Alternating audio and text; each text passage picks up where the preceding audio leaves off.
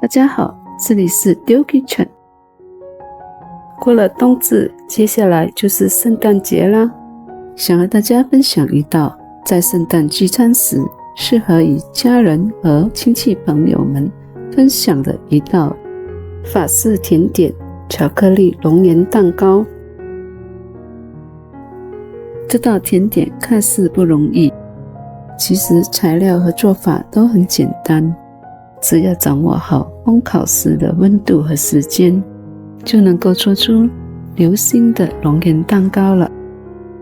好了，现在我们就先看看所需要的材料吧。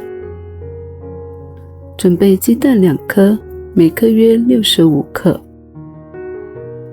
白糖80克，中筋面粉20克，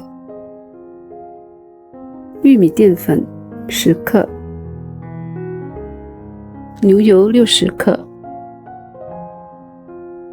，54%的黑巧克力80克，香草精1茶匙4克。所有的材料都准备好了，我们现在就开始吧。首先，先将巧克力拍成小块状，然后加入牛油，用隔水加热的方式来融化巧克力和牛油。当牛油和巧克力开始融化时，就可熄火，再用余温让巧克力和牛油彻底的融化。过度的加热会使巧克力油水分离，那么风味就没有那么好了。拌至完全融化后就可以了。接着准备一个大碗，打入2颗蛋，再加入准备好的糖和香草精，再将所有的材料搅拌均匀，搅拌至糖完全融化，再继续拌打至像视频中这样的状态，就可慢慢的加入已准备好的巧克力酱，边加入边搅拌，以免巧克力将鸡蛋烫熟。完全混合后，就可塞入已准备好的中筋面粉和玉米淀粉，再用轻盈的手法将面糊彻底的搅拌均匀，搅拌至看不到粉状类，像视频中这样就可以了。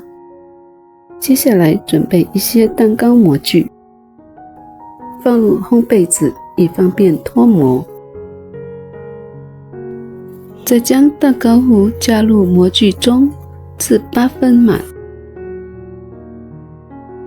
加好后略微震一震，就可送入烤箱了。